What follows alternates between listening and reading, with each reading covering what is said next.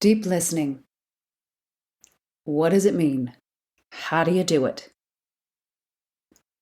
In yoga, the sutras talk about the senses as a source of distraction for the mind.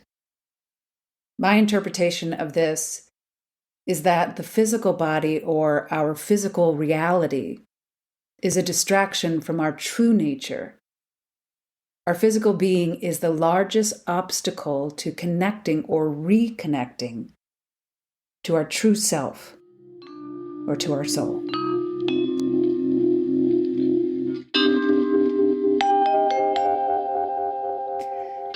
Hello and welcome to Intuitive Insights, where I share universal messages that come through readings that were specific to a specific person, but I share the universal message here with you in hopes that you can use it specifically for you. I'm your host, Meghan, and here's this week's message.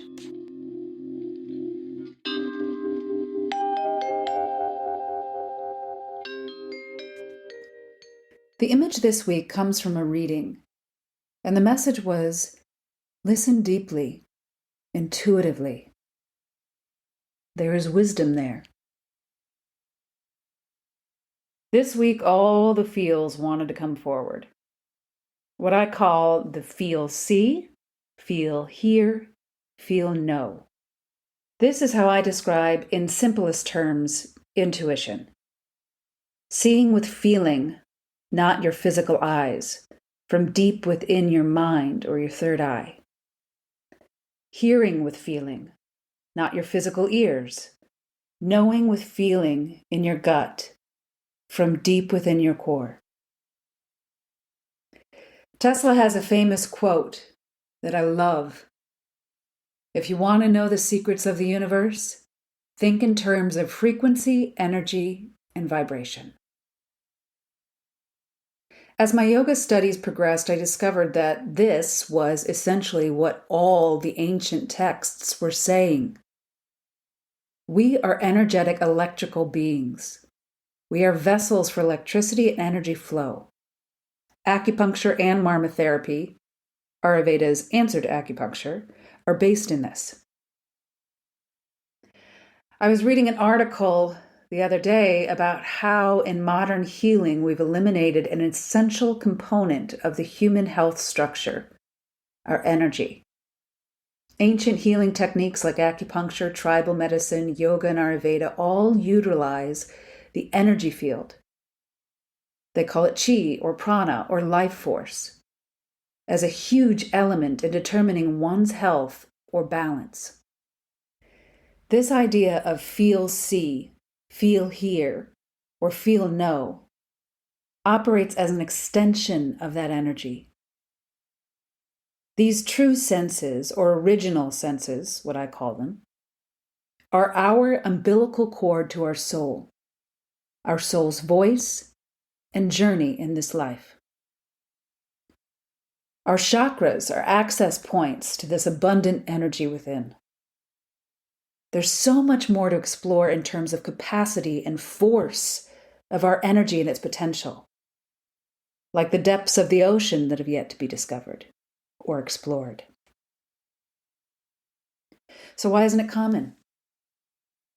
My belief is we are so entwined in the physical world as our absolute that we miss the subtleties of the energetic world that we live in. Our egos are so attached to our bodies. We hear, see, know through physical proof, so that is our answer, period. No need for further explanation. But I believe we intuitively know better. We intuitively seek something beyond the physical, as if we know we came with an internal GPS for this life that is not physical.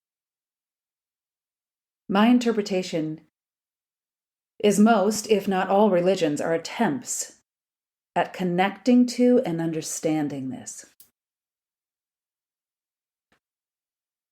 The confusion of this life is the duality of our physical and our spiritual selves finding union and how to do it.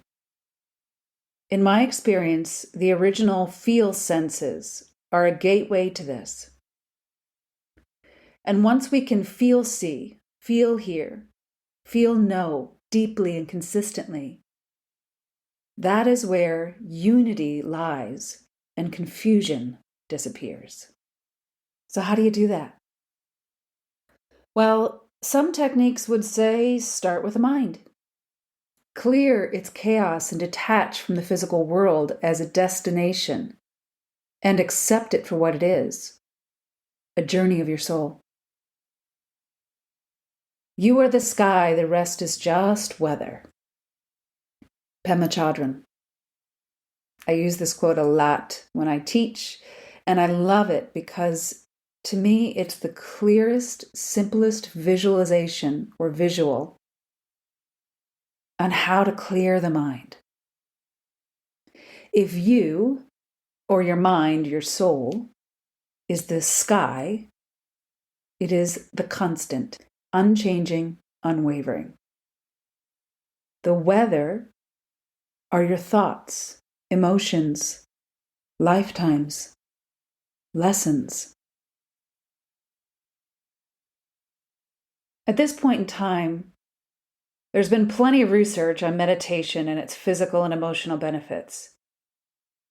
But how to do it can still be baffling, overwhelming, just straight confusing, or, dare I say, even boring for some. According to the 8 limbs of yoga, there's a sequence to clearing the mind and removing it as an obstacle to utilize it as it was meant to be utilized, a force for connection. Connection to others, to self, and to the universe. The universal unity, or yoga. This Ashtanga, or 8 limbs, sequence begins with social and personal restraints or guidelines for personal growth. This is what I call yoga's 10 commandments. The yamas and the niyamas is where one begins. The yamas. Number 1, ahimsa. This is nonviolence, being kind. Number 2, satya, truthfulness, honesty. Number 3, asteya, non-stealing, not being greedy. Number 4, brahmacharya, chastity or loyalty.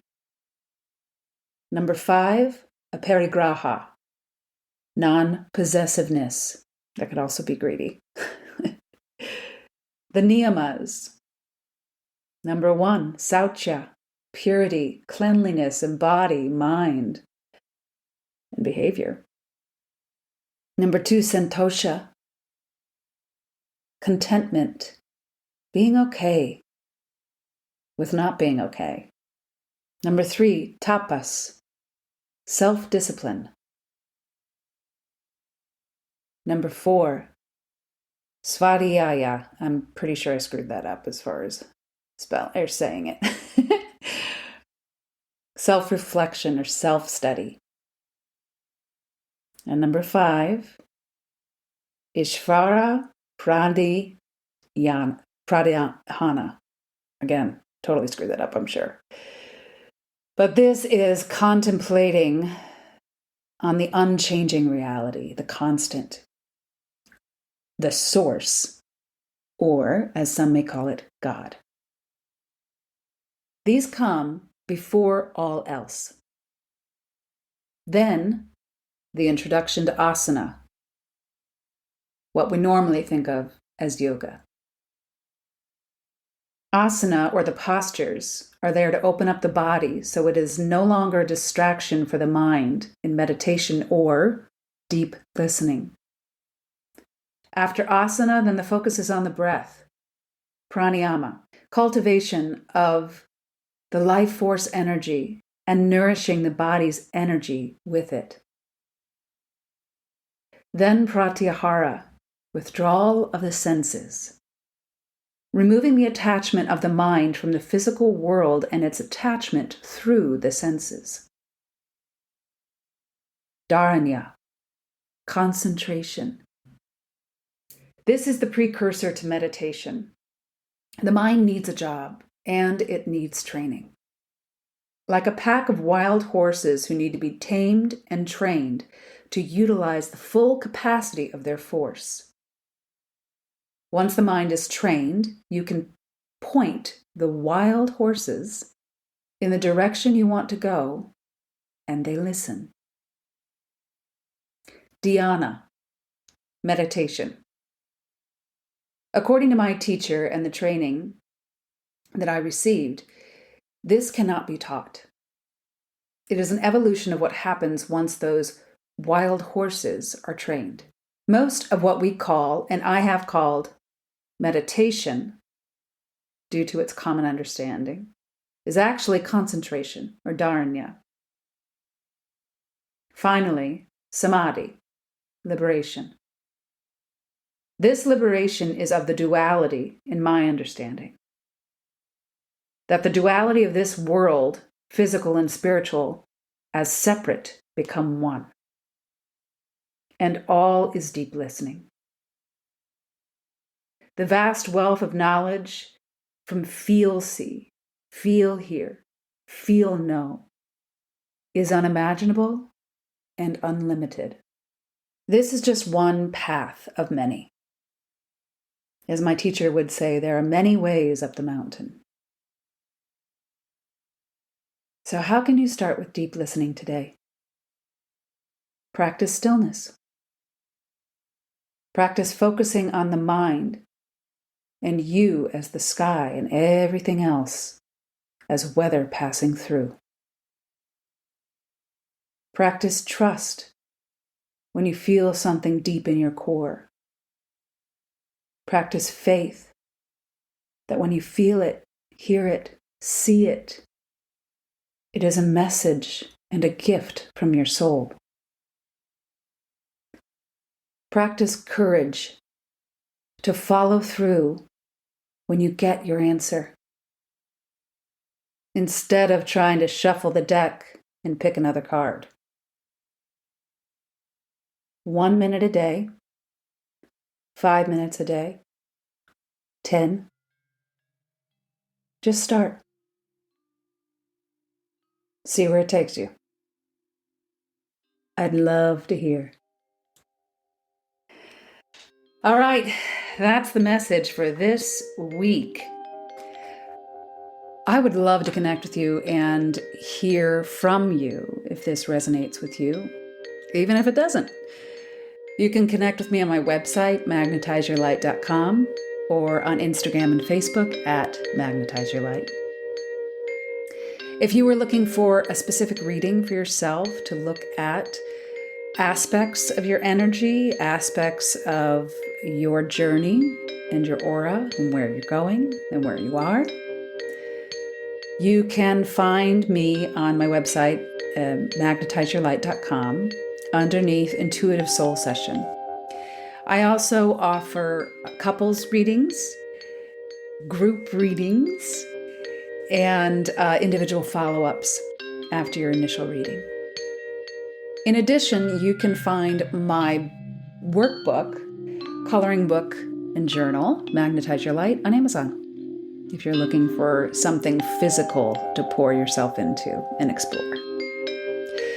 Have a wonderful week. Talk to you soon.